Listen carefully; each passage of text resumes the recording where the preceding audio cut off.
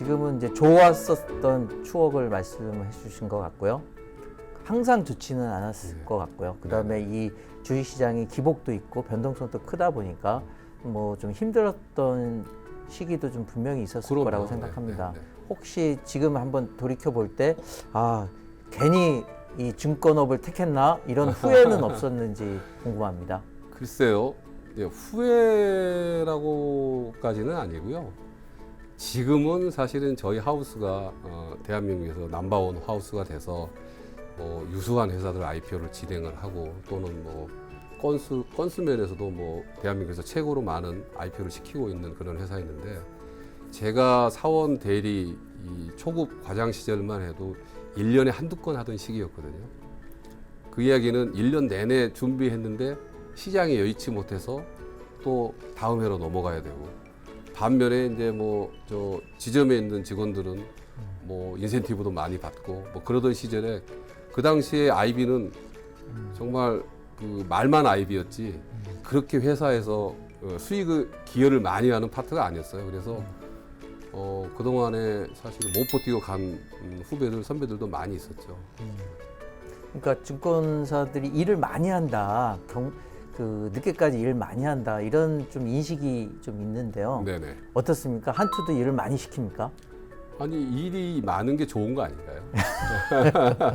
이 증권회사라고 하는 게 어떻게 보면 최고의 사람이 모여서 최고의 성과를 내고 최고의 보상을 받는 게 어떻게 보면 증권회사의 자연스러운 메커니즘인데 일이 많다는 이야기는 최고의 성과를 냈고 곧이어 나는 최고의 보상을 받을 수 있겠구나라는 그런 공식이 성립되는 거 아닌가요? 그래서 일이 많다라는 이야기는 결국은 내가 한 만큼 보상을 받을 수 있고 그것이 저희 회사만 하더라도 공평하게 배상해주는 시스템을 갖고 있기 때문에 직원들은 일이 많다라고 하면 오히려 더 좋아할 것 같습니다. 그 사장이어서 생각이 그랬으면 모르겠지만 방금 최고의 보상이라고 하셔서 네네. 이런 질문은 제가 계속 꼭 드리는데 입사하셨을 때 첫 월급이 얼마 정도 되셨나요? 기억나시나요? 제 기억에 30만 원 언저리였던 것 같은데요. 그 당시 30만 원이면 돈의 가치가 화폐 가치가 어느 정도 되는 거죠? 글쎄요. 그 당시 그러면 제가 예를 들어 80 통닭 한 마리, 통닭 치킨 한 한 마리요? 마리 먹었을 때 얼마 정도? 그때 통닭에 맥주 마시고 그러면은 뭐 한 2만 원? 2만 원. 네. 아, 2만 원이면 아주 많이 먹었던 것 같아요.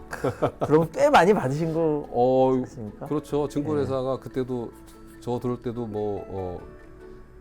월급 수준은 그렇게 나쁘지 않았어요. 그때가 몇 년도? 제가 88년도에 입사했는데요. 아까 88년도 네네. 올림픽 할 때 네, 올림픽 끝나고 제가 입사했죠. 입사하셨군요. 네네. 그렇다면 88년에서 지금 이제 20여 년 더 지났는데 20여 년, 30년 33년 가까이, 됐죠. 네. 이렇게 지났는데 지금 한투증권에 들어온 이 신입사원들은 네네. 연봉이 어느 정도 되나요? 지금 연봉이 거의 한 보너스 제외하고도 아마 5천만 원 중후반대 될 겁니다. 중후반이면 상당히 많은 초봉 아닐까요? 그래서 많이 준다라기보다는 받을 수 있는 인재들이 왔다라고 생각을 하고 있고요. 또 그들이 저희 회사에서 여지껏 그 퍼포먼스가 잘 났었는데 이것을 그 이상으로 해줄 수 있는 능력 있는 분들을 저희가 모셨다라고 생각하기 때문에 그러한 보상은 당연하다고 생각합니다.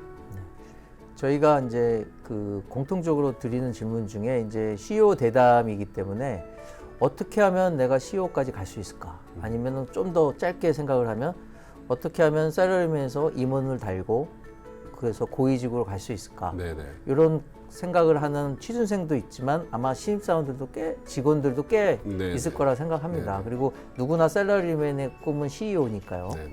그렇다면 사장님이 좀 말씀해 주신 노하우. 나는 이렇게 해서 임원도 달고 네. 그다음에 CEO까지 올라섰다. 네네. 좀 그 노하우 좀 소개 좀 시켜 주십시오. 글쎄요, 뭐 왕도가 있으면 당연히 그 길을 가겠지만 사실 저는 입사해서 대리 달 때는까지는 되게 늦게 달았어요. 심지어 저희 밑에 기수들하고 제가 대리 승진을 같이 했으니까요. 아마 동기들 중에서는 제일 꼴등으로 달았을 거예요. 그래서 제가 이제 반추해 보면 제 직장 생활을 그 초기에는 제가 되게 미숙했다라고 뭐 이야기하거든요. 근데 이제 대리를 달고부터는 그 직장 생활 이 생활에 굉장히 익숙해진 것 같아요. 그래서 미숙에서 익숙으로 오니까 이제 회사 생활을 좀 잘 알고 내가 하는 업무에 대해서 굉장히 익숙해졌던 것 같은데 차장, 부장 정도 되니까 익숙을 넘어서 능숙해진 것 같더라고요. 이 숙자가 그 반숙, 완숙할 때 익힐 숙자거든요. 그러니까 조금 더 익었다가 드디어는 이제 부장 정도 됐을 때는 능숙해진 것 같아요. 그래서 제가 말하는 능숙이라는 거는 그 주어진 루틴 말고 내가 완급을 조절할 수 있는 정도 수준이 되는 것 같아요. 예를 들면 제가 1년에 한 10만 킬로 정도 자가 운전하면서 영업을 다녔거든요. 어우. 근데 처음에 운전하고 영업 다닐 때는 국도, 고속도로 뭐 주로 누구나 아는 도로만 다녔었거든요. 근데 능숙해질 때쯤 되니까 남들이 알지 못하는 도로로 해서 다니게 되더라고요. 그러니까 속도도 나고 모르는 길을 가다 보면 거기에 모르는 회사가 또 있게 되고 그래서 그 회사에 대해서 궁금해서 찾아가기도 되고 그러다 보니까 그 기존 도로에만 있던 익숙한 도로에 있던 기업들은 누구나 가는 기업이 됐고 능숙하게 그 농로가 됐든 뭐 지방도가 됐든 이런 데를 찾아다니다 보니까 남들이 안 가는 기업을 제가 갖게 되고 그러다 보니까 제가 남들이 안 해본 컨설팅, 남들이 다뤄보지 않은 회사에 대한 경험이 훨씬 더 많아진 것 같아요. 그러고 나니까 익숙하고 나면 이제 임원이 돼야 되니까 그때쯤 되면 뭐 성숙, 완숙, 뭐 좀 뭔가를 하나를 이루게 된 것 같고 또는 뭔가를 하나를 완벽하게 좀 알게 되는 그런 과정을 거치니까 임원이 됐던 것 같아요. 결국에는 조금 더 그 능동적으로 뭔가 자기가 할 수 있는 일에 대한 프로가 되고 네네. 거기서 남들이 가지 못한 또는 남들이 생각하지 못한 생각들을 해서 그걸 실행에 옮기는 그렇죠. 그런 과정을 통해서 몸에 배고 익숙해지고 네네. 맞습니다. 이런 과정이 필요해. 그 과정을 통해서 그 회사에 또 인정을 받고 그렇죠. 퍼포먼스를 내고 회사 인정받는 거는 사실은 뭐 숫자로 나타낼 수도 있지만 그 같이 일하는 사람들이 얼마나 그 사람과 같이 일하면서 행복하냐 사실은 이게 또 더 중요할 것 같거든요. 근데 고객한테는 컨설턴트로서 다른 사람이 갖지 않은 경험, 그다음에 다른 사람이 다뤄보지 않았던 케이스 이런 것들을 보다 더 많이 다뤄봤던 게 고객들한테 신뢰를 주고 저 사람한테 맡기면은 우리 회사가 IPO 가는데 우리 회사가 자본시장을 이용하는데 불편함도 없을 뿐더러 훨씬 더 밸류를 한 단계 업시킬 수 있겠구나 뭐 이런 생각들을 가져주셨던 것 같아요. 그러면 이게 사장님 말씀만 들어보면 적성에 딱 맞으신 직업을 고르신 것 같은데 그러시나요? 네네네. 저는 제가 사실은 사람 만나고 이러는 게 저희 직원들이 자꾸 물어보거든요. 어떻게 하면 사장님처럼 영업을 잘 할 수 있습니까? 사람을 잘 만날 수 있습니까? 그런데 제가 이런 표현을 합니다. 이 사람 만나는 게 무섭다.